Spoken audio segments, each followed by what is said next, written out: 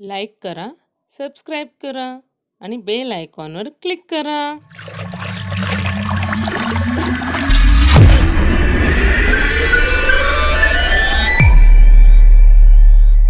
नमस्कार, मी अरुंधती बबन फल्ले. बालमित्रांनो, गणित व्हिडिओ मालिकेतील मागील भागामध्ये आपण क्षेत्रफळ या घटकावर शिष्यवृत्ती परीक्षेमध्ये येणाऱ्या प्रश्नांचा अभ्यास केला होता. या भागामध्ये आपण त्याच घटकावर आधारित आणखी काही प्रश्नांचा आणि महत्त्वाच्या ट्रिक्सचा अभ्यास करणार आहोत. मुलांनो, व्हिडिओ शेवटपर्यंत पहा, प्रत्येक उदाहरण व्यवस्थित समजून घ्या आणि भरपूर सराव करा. तुम्ही अजूनही चॅनेलला सबस्क्राईब केलं नसेल तर सबस्क्राईब करा. बेल आयकॉनवर क्लिक करून ऑलवर क्लिक करा, म्हणजे नवीन व्हिडिओचं नोटिफिकेशन तुम्हाला लगेचच मिळेल. चला तर मग सुरुवात करूयात. उदाहरण पहिले. रंग देण्याचा खर्च प्रत्येक चौरस मीटरला 26 रुपये 50 पैसे आहे. 6 मीटर लांबी व 3 मीटर रुंदी असलेल्या काटकोन चौकोनी छताला रंग देण्याचा खर्च किती येईल? आता आपल्याला प्रत्येक मीटरचा खर्च दिलेला आहे आणि छताची लांबी रुंदी दिलेली आहे. आणि इथे पहा काय म्हटलेलं आहे, काटकोन चौकोन. काटकोन चौकोन म्हणजे काय, तर आपल्याला माहिती आहे काटकोन चौकोन म्हणजेच आयत, आणि लांबी रुंदी दिलेली आहे. म्हणजे इथे आपल्याला काय करावं लागेल, तर आयताचं आधी हे जे छत आहे, आयताकृती छत आहे, आणि ह्या आयताकृती छताचं क्षेत्रफळ काढून घ्यावं लागेल. क्षेत्रफळ काढल्यानंतर आपल्याला त्याचा खर्च काढता येईल. पहा, मग आपण आयताचे क्षेत्रफळ बरोबर लांबी गुणिले रुंदी. मग लांबी आपल्याला माहिती आहे, लांबी आहे 6 मीटर आणि रुंदी आहे 3 मीटर. साहित्रिक 18 चौरस मीटर. हे झालं आयताचं क्षेत्रफळ, म्हणजेच ह्या छताचं क्षेत्रफळ. आता प्रत्येक मीटरला 26 रुपये 50 पैसे प्रमाणे खर्च येणार आहे. म्हणजे आपल्याला काय करावं लागेल, खर्च काढण्यासाठी क्षेत्रफळ गुणिले दर करावं लागेल. आणि क्षेत्रफळ आहे 18 आणि दर आहे 26 रुपये 50 पैसे. आपण तो गुणाकार इथे करून घेऊयात. 26 रुपये 50 पैसे गुणिले 18.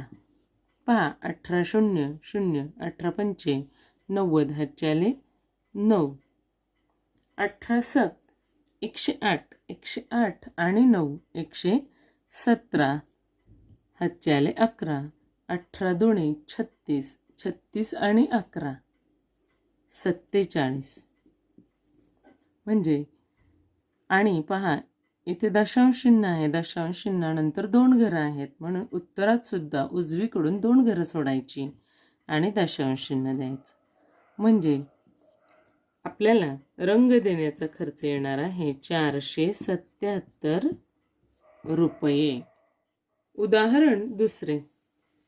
प्रति चौरस मीटर रुपये 600 प्रमाणे एका आयताकार भूखंडाची किंमत 4,20,000 आहे. या भूखंडाची लांबी 35 मीटर असेल तर त्याची रुंदी किती? पहा, आपल्याला इथे क्षेत्रफळ दिलेलं नाही आणि फक्त लांबी दिलेली आहे, रुंदी सुद्धा दिलेली नाही. रुंदी तर आपल्याला शोधायची आहे. मग आपल्याला इथे दर दिलेला आहे आणि भूखंडाची किंमत दिलेली आहे. या दर आणि भूखंडाच्या किमतीवरून आपण आयताचं क्षेत्रफळ, जागा आयताकृती आहे म्हणजे आयताचं क्षेत्रफळ काढू शकतो. पहा, इथे आपण एक छोटीशी आकृती काढूयात. आपल्याला काय काय दिले, तर लांबी दिलेली आहे 35 मीटर आणि रुंदी आपल्याला काढायची आहे आणि दर दिलेला आहे आणि एकूण झालेली किंमत सुद्धा दिलेली आहे. मग एकूण किमतीला जर आपण दराने भागलं तर आपल्याला आयताचं क्षेत्रफळ मिळेल. आयताचं क्षेत्रफळ बरोबर किंमत 4,20,000 भागिले दर. आता खालच्या शून्याला वरचा एक शून्य गेला, खाली अजून एक शून्य आहे म्हणून वरचा अजून एक घालूयात आणि आता भागाकार करूयात. 6 एके 6, 6 7 ते 42, 6 0 0, 6 0 0. म्हणजे आयताचं क्षेत्रफळ आलं 700 चौरस. इथे पहा रुंदीला मीटर एकक आहे म्हणजे इथे सुद्धा मीटरच एकक घ्यायचं आहे. आता आयताचे क्षेत्रफळ सापडलेलं आहे, यावरून आपण रुंदी शोधू शकतो. पहा आयताचे क्षेत्रफळ. आता इथे आपल्याला आयताच्या क्षेत्रफळाचं सूत्र वापरता येईल. आयताचे क्षेत्रफळ बरोबर लांबी गुणिले रुंदी. क्षेत्रफळ आहे 700 चौरस मीटर, लांबी आहे 35 मीटर आणि रुंदी आपल्याला माहिती नाही. रुंदी काढण्यासाठी लांबीने जर आपण क्षेत्रफळाला भागलं तर आपल्याला उत्तर सापडणार आहे. मग पहा 700 भागिले 35 बरोबर रुंदी. आता 35 एके 35, 35 दुणे 70 आणि 35 0 0 म्हणजे रुंदी येणार आहे 20 मीटर. उदाहरण तिसरे. 855 मीटर लांब व 205 मीटर रुंद मापाचा भूखंड रुपये 400 दराने विकला, तर भूखंडाची विक्री किंमत किती? 400 दराने म्हणजे प्रत्येक चौरस मीटरला 400 रुपये घेतले. असे 855 मीटर लांबी आणि पहा इथे आपण एक छोटासा आयत काढून घ्यायचं म्हणजे आपल्याला त्या गोष्टी क्लिअर होतात की लांबी 855 मीटर आणि रुंदी आहे 205 मीटर. या मापाचा भूखंड विकलेला आहे म्हणजे ही पूर्ण जागा विकलेली आहे. म्हणजे याचा आपल्याला क्षेत्रफळ काढावं लागेल. हा आयत आहे म्हणून आयताच्या क्षेत्रफळाचं सूत्र वापरायचं आहे. लांबी गुणिले रुंदी. मग लांबी आहे 855 आणि रुंदी आहे 205. यांचा गुणाकार करावा लागेल. तो कच्चा करून घ्यायचा. गुणिले 205. 5 5 25 हातच्याले 2, 5 5 25 आणि 2 27 हातच्याले 2, 5 8 40, 40 आणि 2 42. आता पहा इथे दशकाच्या घरात शून्य आहे म्हणजे शून्याने जर गुणलं तर 0 0 येणार आहे. त्यामुळे आपण काय करूयात, डायरेक्ट 2ने गुणूयात. शतकाने गुणताना 1 आणि 2 शून्य एककाचा आणि दशकाचे शून्य देऊन घेऊयात आणि मग गुणाकार करूयात. 2 10 हातचाला 1 आधीच्या हातच्यांवर काठ मारूयात. 2 10 आणि हा 1 11 पुन्हा हातचा 1 आला. 2 16 आणि 1 17 यांची बेरीज करूयात. 5 7 2 4 आणि 1 5 7 आणि हा 1. 1,75,275. 1,75,275 चौरस मीटर हे आपलं उत्तर आलं. पण हे काय आलं तर हे आलं जागेचं क्षेत्रफळ. आता जागेच्या क्षेत्रफळावरून आपल्याला जागेची किंमत काढता येईल. आता एका चौरस मीटरचा दर आहे 400 रुपये. असे एवढे चौरस मीटर विकलेले आहेत. म्हणजे आपल्याला आता किंमत काढण्यासाठी काय करावं लागेल तर पहा 1,75,275 गुणिले 400 करावं लागेल आणि हा जो गुणाकार येईल तेच आपलं उत्तर असणार आहे. तो गुणाकार आपण इथे डायरेक्टही करू शकतो किंवा कच्चा करा आणि उत्तर मांडा. गुणिले 400. 4वर 2 शून्य आहेत, 2 शून्य लिहून घ्या आणि मग 4नेच गुणा डायरेक्ट. 4 पंचे 20, हातचे आले 2, 4 7 28 आणि 2 30, हातचे आले 3, 4 दुने 8 आणि 3 11, हातचा आला 1, 4 पंचे 20 आणि 1 21, हातचे आले 2, 4 7 28 आणि 2 30, हातचे आले 3, 4 1 4 आणि 3 7. एवढी रक्कम आली.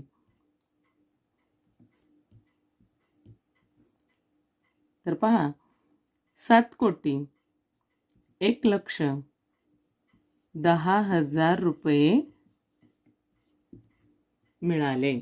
हे उदाहरण 2017च्या परीक्षेमध्ये आलं होतं. अशा प्रकारची उदाहरणे परीक्षेमध्ये येतात, त्यामुळे अशा उदाहरणांचा भरपूर सराव करा. हे गुणाकार चुटकीसरशी जमण्यासाठी भरपूर गुणाकारांचा सराव करा. उदाहरण 4. 48 मीटर लांबी व 12 मीटर रुंदी असलेल्या हॉलला 64 चौरसाकृती टाईल्स लागतात. तर प्रत्येक टाईलची परिमिती किती? पहा, आपल्याला इथे आयताकृती हॉलचं माप दिलेलं आहे आणि त्याला 64 टाईल्स लागतात असं सांगितलेलं आहे. पण टाईल्सचं माप दिलेलं नाही, टाईल्सची लांबी दिली नाही, टाईल्सच्या बाजूचं माप दिलेलं नाही आणि टाईल्सची परिमिती मात्र आपल्याला विचारलेली आहे. एकदम सोपं आहे, गडबडायचं नाही. आयताकृती हॉल जो आहे त्याचं क्षेत्रफळ घ्यायचं आणि त्याला जेवढ्या टाईल्स वापरल्या त्याने भागायचं. हा भागाकार केल्यानंतर आपल्याला चौरसाकृती टाईलचं क्षेत्रफळ मिळेल आणि त्या क्षेत्रफळावरून आपण पुढे जाणार आहोत. पहा, मग आयताकृती हॉलचं क्षेत्रफळ भागिले टाईल्सची संख्या. मग क्षेत्रफळ म्हणजे काय? तर लांबी गुणिले रुंदी भागिले टाईल्सची संख्या. आता इथे संक्षिप्त रूप देता येत असेल तर देऊन घ्यायचं आहे. मग पहा, देता येतंय का? तर इथे आपल्याला संक्षिप्त रूप देता येतंय. 8च्या पाड्यामध्ये 48 आणि 64 दोन्हीही संख्या आहेत. मग याला आपण 8ने भाग देऊ शकतो. 8 सक 48 आणि 8 8 64. त्यानंतर पुढे अजून भाग जातोय का पहा. तर 4 त्रिक 12 आणि 4 दुणे 8 आणि बे के बे, बे त्रिक 6. आता शिल्लक काय काय राहिलं? 3 आणि 3. 3 गुणिले 3 राहिले, यांचा गुणाकार 3 त्रिक 9. हे काय झालं? तर हे चौरसाकृती टाईलचं क्षेत्रफळ झालं. म्हणजे याला एकक येणार आहे चौरस मीटर. आता पहा, आपल्याला चौरसाचं क्षेत्रफळ सापडलं. चौरसाच्या क्षेत्रफळावरून आपण चौरसाची बाजू शोधू शकतो. मग चौरसाच्या क्षेत्रफळाचं सूत्र आहे बाजूचा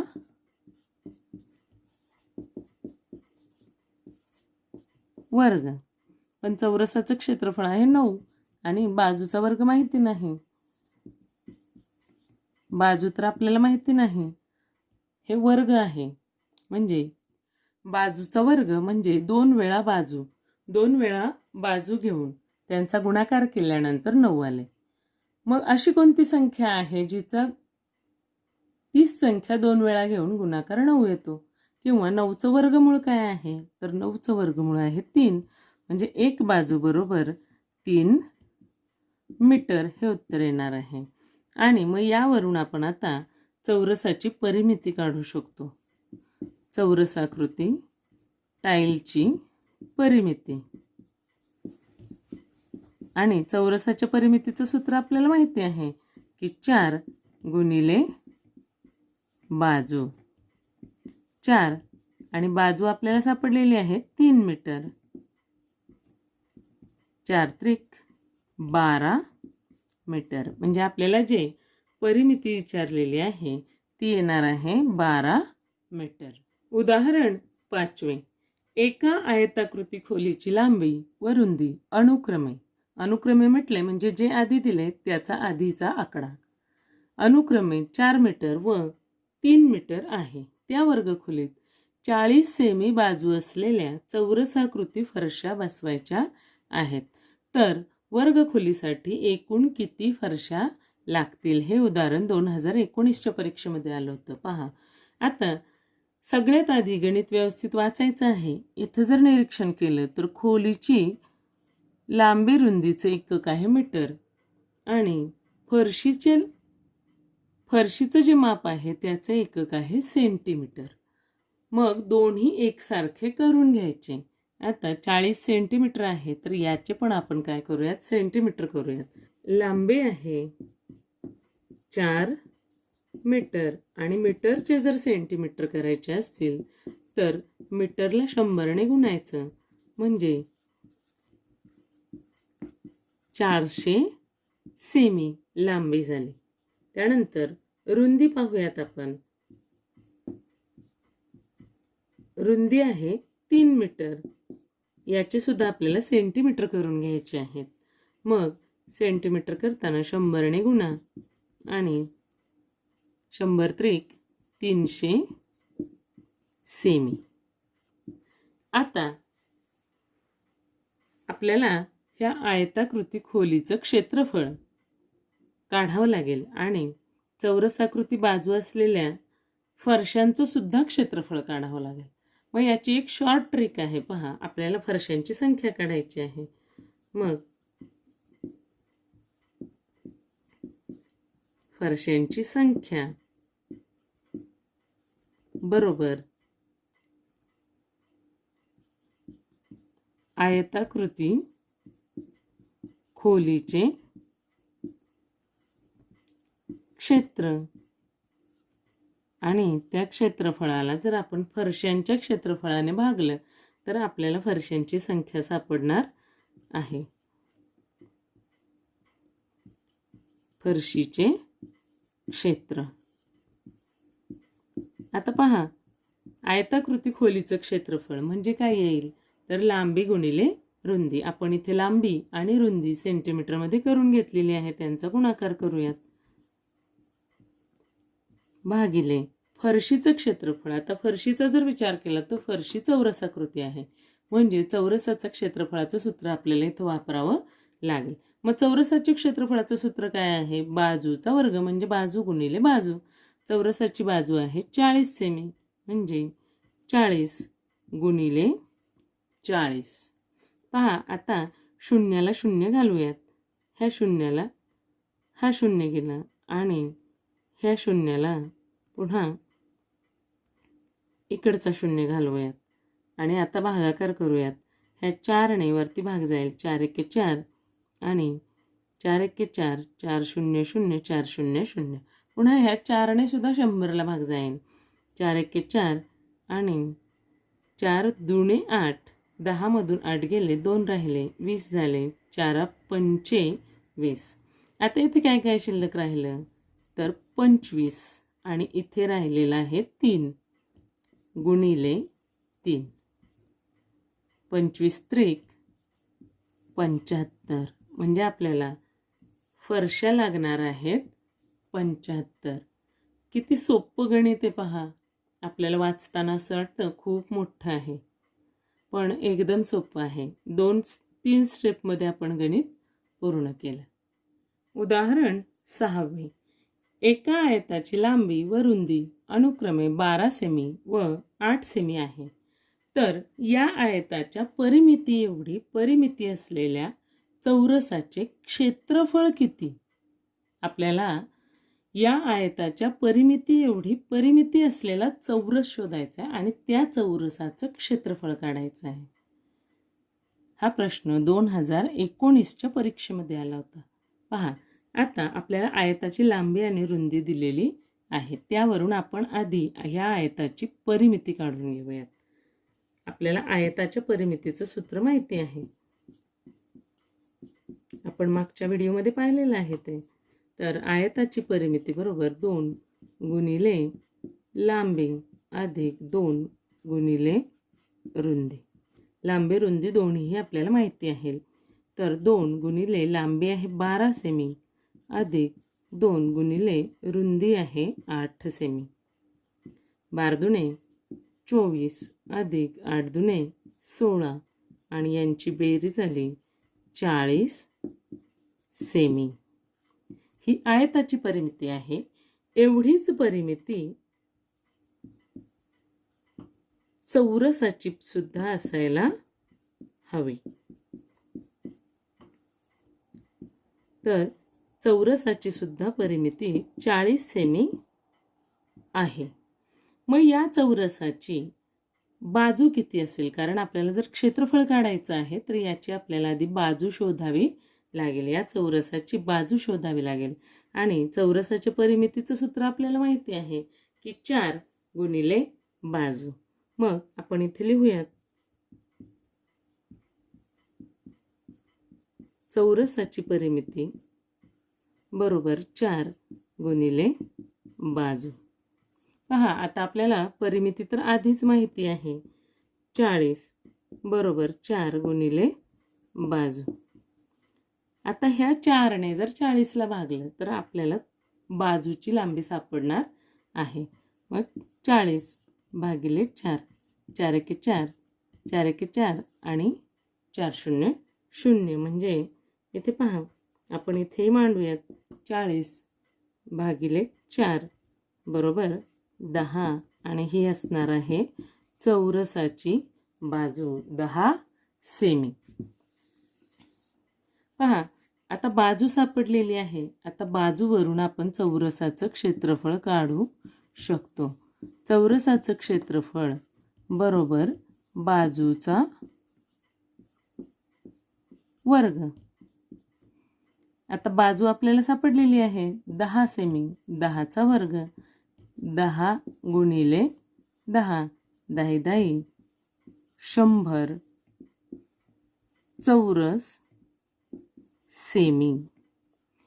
इथे जे एकक आहेत तेच एकक ह्या बाजूला असणार आहे आणि तेच एकक आपल्याला इथेही लिहायचं आहे. म्हणजे आपल्या प्रश्नाचं उत्तर आलं 100 चौरस सेमी हे क्षेत्रफळ असणार आहे. प्रश्न 7वा. आयताची रुंदी कायम ठेवून त्याची लांबी दुप्पट केल्यास त्याच्या क्षेत्रफळात कोणता बदल होईल? तर काय बदल होईल? आपण प्रत्यक्ष कृती करूनच पाहूयात. पहा, एक आयत घेऊयात.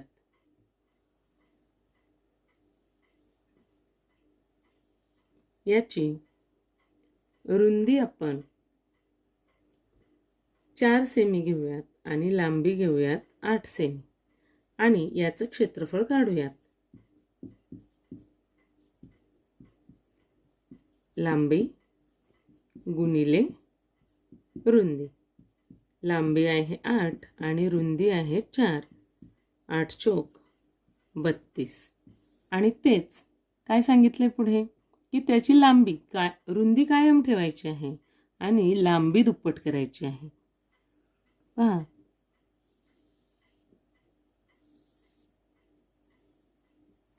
तर रुंदी तशीच ठेवायची आणि लांबी मात्र 8ची 16 करायची, दुप्पट करायची.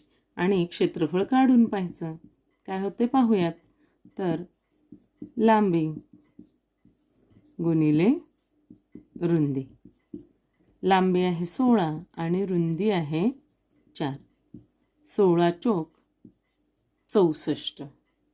काय झालं पहा, तर आयताची रुंदी कायम ठेवली आणि लांबी दुप्पट केली तर क्षेत्रफळामध्ये कोणता बदल झाला? तर क्षेत्रफळ दुप्पट झाले. पहा, 32च्या दुप्पट 32 दुणे 64.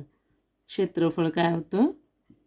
दुप्पट झाले किंवा दुप्पट होते असं आपण म्हणू शकतो.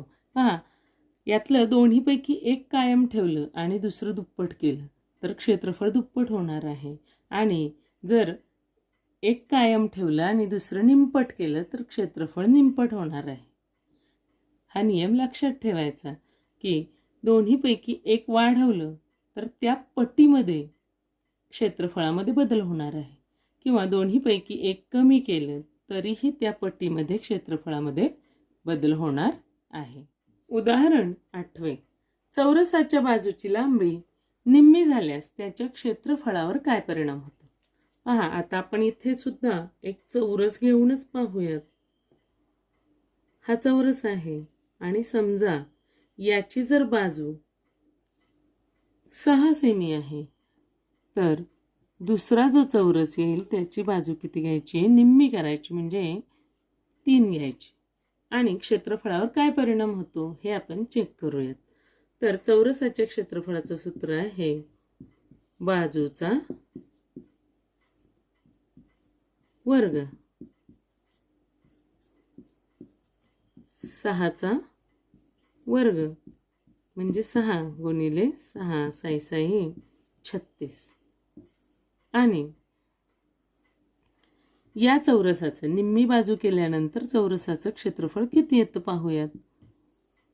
चौरसाचं क्षेत्रफळ बरोबर बाजू वर्ग 3चा वर्ग, म्हणजे 3 गुणिले 3 बरोबर 9.